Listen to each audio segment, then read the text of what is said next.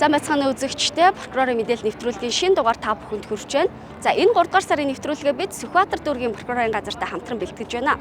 За тус дүүргийн нутаг дэвсгэрт заллах гэмтэрэг зохилон үлдэгдэж байна. Ялангуяа виз гаргаж өгнө, зээлийн эрх нэмэгдүүлнэ гэх зэргээр иргэдийг мөнгө санхүү сэтгэл санаагаар хохироож байна. Тиймээс заллах гэмтэргээс үргэлж сэргийлэх чиглэлээр энэ удаагийн нэвтрүүлгээ бэлтгэн өргөж байна.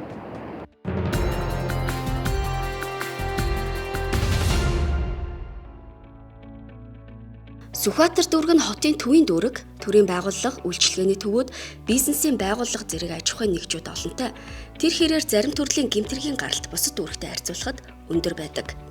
Сүхбаатар дүүрэгт 2024 онд нийт 13,566 гэмтэргийн шинжтэй гомдол мэдээлэл бүртгэгдсэн нь өмнөх жилээс 5.6% өсжээ. Захим орчинд бусдад мөнгө шилжүүлж заллуулсан, өөрийн банк болон санхүүгийн байгууллагад байгаа мэдээллийг бусдад алдсны улмаас мөнгө санхүү сэтгэл зүгээр хохирох тохиолдлууд нэмэгджээ.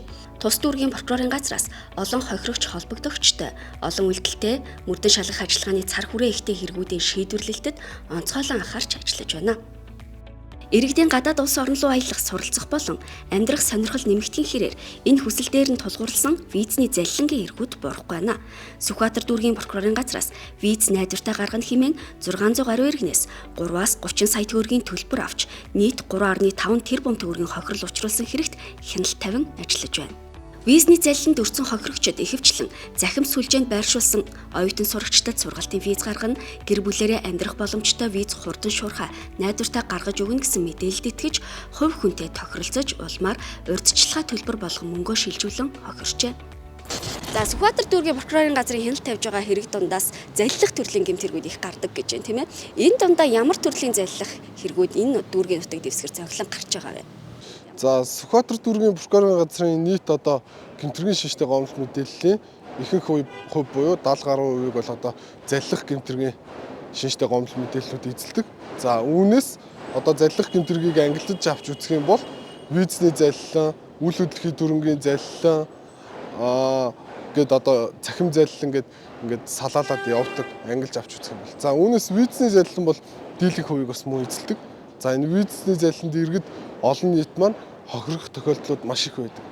За энэ визний залланд одоо хохирохгүй байхын тулд бид юуг ойлгож мэдэх шаардлагатай вэ гэх юм бол за альва улсын визийг сурах, зорчих, ажиллах энэ визийг бол альва Монгол улсын хүн хуулийн этгээд гаргадаггүй. Энийг л хүн болгон маш сайн ойлгох шаардлагатай. За яг энэ бодитодол дээр юу байдаг вэ гэхээр хөдөлмөр нийгэм хамгааллын ерөнхий газраас эрх олгогдсон хуулийн этгээдүүд энэ визний материалуудыг бүрдүүлж тухайн элчин сайдын яамд одоо зуучлах үйл ажиллагааг явуулдаг. Энэ байгууллагууд нь өөрсдөө зуучлалын үйл ажиллагааг явуулж байгаа болохоос виз гаргах зөвшөөрлийг олгох энэ үйл ажиллагааг явуулдаггүй. Тэгэхээр энэ нөхцөл байдлаас улбаалан цахим орчинд одоо мэдээлэл тавигдсан байдаг. Одоо виз гаргаж өгнө, баталгаатай, найдвартай гэх мэтлэн энэ заруудад иргэд маш ихээр итгэж одоо их хэмжээний дөрөнгийн хохирол болоод сэтгэл санааны хохирол хүлээсээр л байдаг. Энэ төрлийн гэмтэрэг 2007 оноос эхлээд ер нь өнөөдрийг хүртэл цагийн хугацаанд тасралтгүй байнга үлдэгдэж байна. Тэгэхээр иргэд олон нийт маань яг энэ төрлийн гэмтэрэгт одоо хохирохгүй байхын тулд хамгийн шаардлагатай одоо ойлгох ёстой ойлголт нь юу вэ гэхээр энэ визийг ямар нэгэн Монгол улсын хүн хуулийн этгээд гаргах боломжгүй гэдгийг л ойлгож мэдэх шаардлагатай байна. Иргэдийн итгэлийг олох зорилгоор хотын төвийн үнэтэй барилга, офисыг түрээслэн үйл ажиллагаа явуулдаг гэх ойлголтыг иргэдэд өгч итгэл үнэмшлийг нь олдог байна. Тиймээс энэ төрлийн гэмт хэрэгт өртөж хохирохгүй тулд иргэд сэрэмжтэй байх шаардлагатай.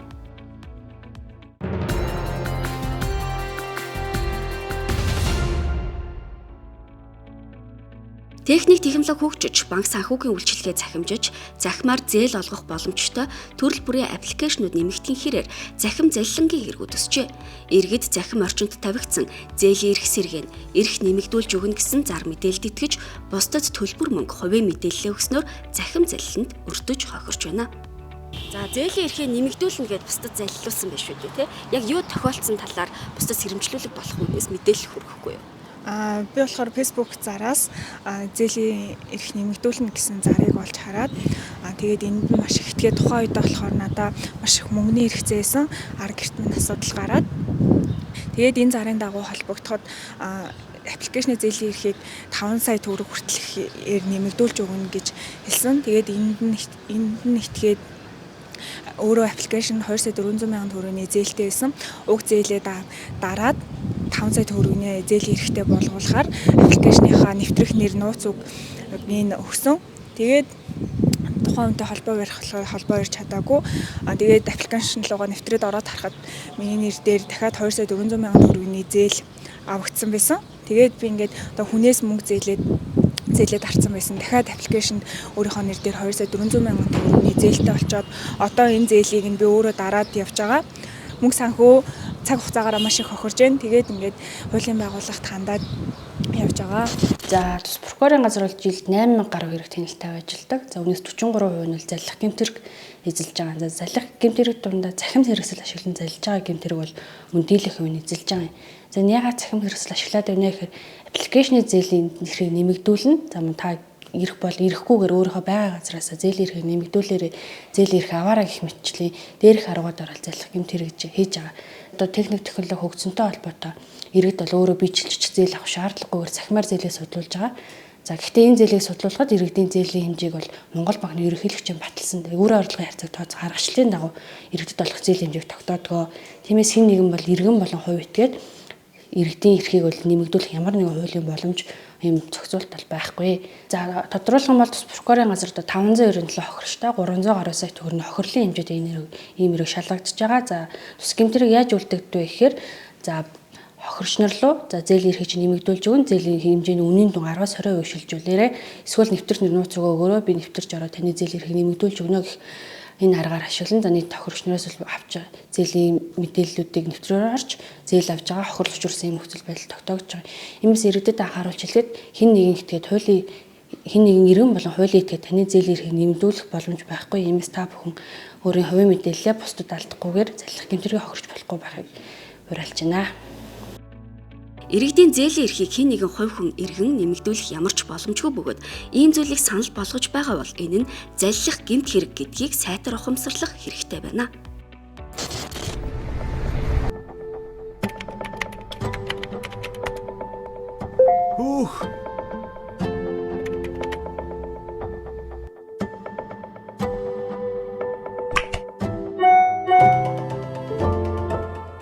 Та энэ шуудан гэлгээгчийн болон хувийн мэдээлэл оруулж байгаа сайтын талаарх мэдээллийг дахин нэгтэлсэн үү? За гайгүй л үү дээ.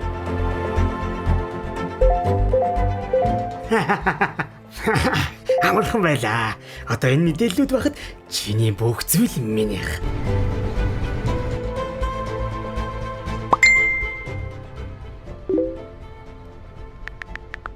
Та итгэлтэй байна уу? Та зурвсын үнэн эсхийг болон мөнгө шилжүүлж буй дансны эзэмшигч нь таны ойр дотны хүн мөн эсхийг нэгтэлсэн үү? За гайгүй л үү дээ.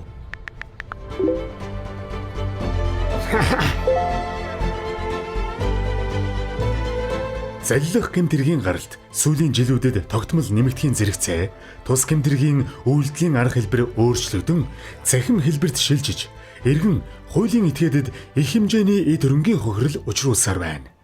Та дараах аргуудыг хэрэгжүүлснээр цахим хэрэгсэл ашиглан үйлдэгдэж буй заллах гэмтэргийн хохирогч болохоос урьдчилан сэргийлэх боломжтой. Facebook, Twitter, Instagram цахим шуудангийн хаяг болон интернет банкны аппликейшнүүдэд тус бүртэн ялгаатай нууц үг ашиглах. Нэвтрэх нууц үгийг тоо, үсэг, тэмдэгтээс бүрдсэн 8 буюу түүнээс дээш оронтойгоор оруулах. X сурвалж тодорхойгүй албан ёсны бус сайтад өөрийн хувийн мэдээлэлээ оруулахгүй байх. Цахим зурвсан дүндэслэн бусад руу мөнгө шилжүүлэхгүй байх. Хүсэлтийг дахин нэгтэлж хэвших. Өөрийн арилжааны банкны данс болон хувийн мэдээллээ бусдад ашиглуулахгүй байхыг зөвлөж байна.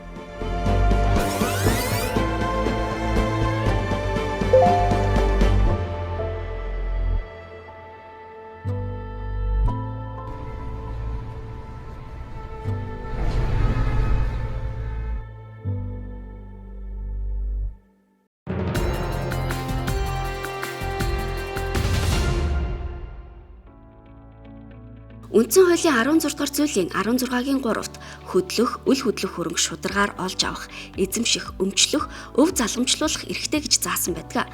Гэвч хит хитэн эзэмшигчтэй хөдлөх болон үл хөдлөх хөрөнгийн нэг эзэмшигч нь өөртөө давуу байдал олгох зорилгоор нөгөө эзэмшигчтэй мэдэгдэлгүй гарын үсгийг нь хуурамчаар үйлдэж улсын бүртгэлд бүртгүүлэх гэмт хэрэг гарах болсон байна.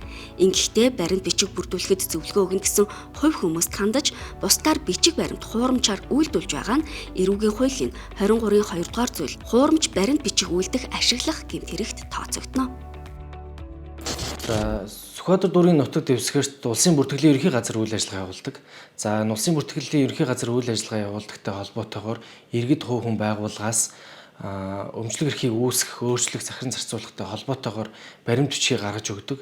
За энэ тохиолдолд баримт бичгийг хурамчаар үйлдэх гэмт хэрэг бол тийм л тохиолдолд үйлдэгдэг. Иргэд хувь хүний зүгээс мэргэжлийн байгууллагад хандаж зөвлөгөө авалгүйгээр жишээлх юм бол олон хувьцаа эзэмшигчтэй компани нэг хувьцаа эзэмшигч өөрийн ашиг сонирхлын үүднээс бусад хувьцаа эзэмшигчийн эрхийг шилжүүлж авах зорилгоор хуурамч баримт бичиг гарын үсгийг хурамчаар үйлдэж улсын бүртгэлийн байгууллагт бол гаргаж өгöd энэ үүднээс бусдын өмчлөх хэрэг эзэмших эрхийг бол зөрчдөг. Энэ тохиолдолд тэрхүү хурамчийг хурамчаар үйлдсэн хувь хүн хувьцаа эзэмшигч бүгд эрүүгийн хариуцлага хүлээдэг зохицуулалттай байдаг. Тэгээ энэ төрлийн гэмт хэрэгт холбогдоод ямар сөрөг үр дагавар бий болдог гэхээр үндсэн хууль заасан хүний үндсэн эрх болох өмчлөх эрх мөн дээр зөрчигдөх, мөн дээрээс нь цаашлаад байгууллагын хэвийн үйл ажиллагаа алдагдах, иргэдийн эрүүл мэнд сэтгэл санаагаар хохирох ийм сөрөг үр дагавартай. Тэгэхээр альва иргэд хооронд үүссэн маргааныг хуулийн дагуу шийдвэрлүүлээгүй байхад өөрийн ашиг сонирхлын үүднээс хэн нэгэн этгээдээр дамжуулан хуурамч баримт бичгийг гаргаж өгч бусдын өмчлөх эзэмших эрхийг шилжүүлээ авах нь өөрөө энэ төрлийн гэмт хэрэгт холбогдох үндэслэл болж байна.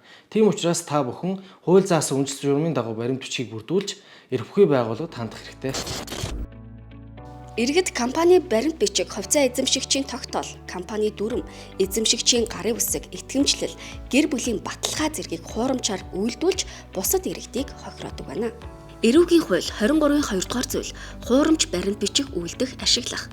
Тусгай зөвшөөрөл эрх олгосон үүргээс чөлөөсөн баримт бичиг, тамга тэмдэг, хэвлэмэл маягт, иргэний, албаны, жолоодох эрхийн үнэмлэх, боловсролын үнэмлэх, диплом, гадаад паспорт, төрийн шагнал, хүний хувийн байдлыг тодруулсан гэрчилсэн эдийн бус баялагийг эзэмших, ашиглах, захиран зарцуулах эрхийг тодорхойлсон баримт бичгийг хуурамчаар үйлдсэн, хуурамч болохыг мэдсээр байж ашигласан, худалдсан бол 451-ээс 5401-тэй тэнцэх хэмжээний төгрөгөөр торгох, эсвэл 240 цагаас 720 цаг хүртэл хугацаагаар нийтэд тустай ажил хийлгэх, эсвэл 1 сараас 1 жил хүртэл хугацаагаар зорчих эрхийг хязгаарлах ял шийтгэнэ. Монгол Улсын ерөнхий прокурорын газар. Улсын ерөнхий прокурорын газар иргэдэд үзүүлдэг үйлчилгээгээ илүү хурдан, илүү хялбар болгох зорилгоор прокурорын байгууллагын нэг цонхны үйлчилгээг нийлээ. Нэг цонхны үйлчилгээ нийслэлийн үйлчилгээний нэгдсэн төвийн дүнжин гаруй мишээ салбаруудад ажиллаж байна. Иргэн танд прокурорын байгууллагын үйлчилгээг хүртээмжтэй, шуурхай, хялбар болгох үүднээс энэхүү шинэ үйлчилгээг нэвтрүүллээ. Нэг цонхны үйлчилгээнд өргөдөл гомдол хүлээн авах, хуулбар, лавлгаа олгох, зөвлөгөө, мэдээлэл өгөх, уулзалтын цаг товлох зэрэг үйлчилгээ багтаж байна. Өргөдөл гомдол хүлээн авах. Төрийн байгууллага албан тушаалтанд гаргасан өргөдөл гомдлыг шийдвэрлэх тухай хуулийн дагуу иргэдээс гаргасан өргөдөл гомдол, санал хүсэлт, мөн өмгөөлөгч, хэргийн хохирогч, холбогдогч, иргэн, хуулийн этгээдээс эрүүгийн болон зөрчлийн хэрэг материалд гаргаж байгаа гомдол хүсэлтийг хүлээн авахулна. За энэ хаана гаргаж байгаа гомдол вэ? Хан болд өргөт. За гомдлыг хүлээн авлаа. Хуулбар лавлгаа олгох. Эрүүгийн иргэний тусгай архив болон түүний салбар архиваас шүүхийн болон прокурорын шийдвэрийн хуулбар лавлгааг архивын ерөнхий газраас баталсан журмын дагуу олох болно. Иргэн таны өргөдөл гомдол хүсэлтийн шийдвэрлэлтийн явц байдлын талаар лавлгаа мэдээлэл өгөх, хариу мэдэгдэх хуудсыг гардуулах болно. Таны 20-56 дугаартай прокурорын шийдвэрийн хуулбар архиваас ирсэн байна. Зөвлөгөө, мэдээлэл өгөх. Та нэг цонхны үйлчилгээгээр прокурорын байгууллагын чиг үүрэг, үйл ажиллагаатай холбоотой бүхэл төрлийн зөвлөгөө мэдээллийг авах боломжтой.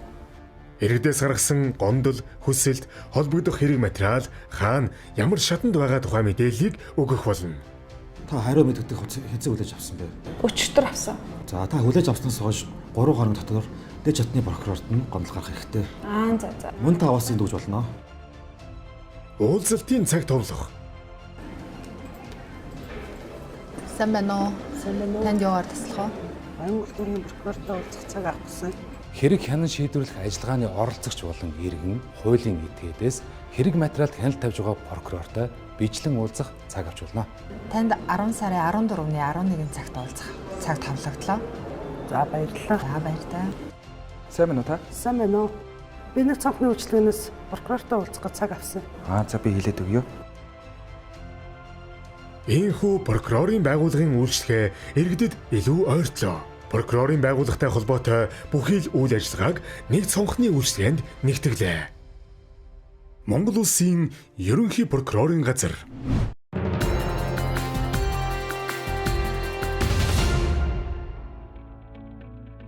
Сүхбаатар дүүргийн хэмжээнд 2024 онд 19,117 зөрчлийн шинжтэй гомдол мэдээлэл бүртгэгдсэн нь өмнөх оноос 5.6%-аар зөрчлийн хэрэг бүртгэлд явуулсан хэрэг 55.8%-аар тус өсжээ.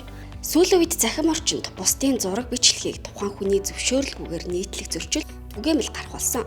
Иргэд хууль эрх зүйн мэдлэг дутмаг дараа нь гарах үр дагаврыг ухамсарлаагүй улмаас бусдын зураг бичлэгийг захим орчинд нийтлэх зөрчил гаргах болжээ. Энэ төрлийн зөрчил үйлцэн иргэнийг зөрчлийн тухай хуулийн 6-гийн 22 дугаар зүйл зөвшөөрлгүй гэрэл зураг авах, дууны, дүрсний, дуу дүрсний бичлэг хийх зөрчил үйлцэнд тооцож торгох шийтгэл оногдуулдаг. За сүүлийн үед хувь хүний мэдээлэл, видео бичлэг, гэрэл зургийг зохиох эзнийхэн зөвшөөрлгүйгээр олон нийтийн захим сүлжээнд нийтэлж байгаа зөрчлүүд цөөнгөө гарах болсон. Жишээлбэл худалдаа үйлчлэгээний газраар үйлчлүүлсэн иргэн нь санаатай болон санамсаргүй байдлаар төлбөр тооцоогоо хийгүй явсны улмаас тухайн үйлчлэгээний газрын төлбөр тооцоогоо авахын тулд олон нийтийн захим сүлжээг ашиглаж зохиох эзнийхэн зөвшөөрлгүйгээр видео бичлэг, гэрэл зургийг нь захим орчинд нийтэлж байгаа зөрчлийн тухай хуулийн 622 дугаар зүйл заасан зөрчил юм аа. За дээрх тохиолдолд уг асуудлын талаар цагдаагийн байгууллагад хандаж холбогдох хууль журмынхын дагуу шийдвэрлүүлэх нь зүйтэй. За иргэд аж ахуйн нэгж байгууллагууд энэ төрлийн зөрчил холбогдохоос урьдчилан сэргийлж хууль эрх зүйн мэдлэгийг дээшлүүлэх нь зүйтэй байна. Зөрчлийн тухай хууль 6-гийн 22 дугаар зүйл зөвшөөрлгүй гэрэл зураг авах, дууны, дүрсний, дуу дүрсний бичлэг хийх зөрчил.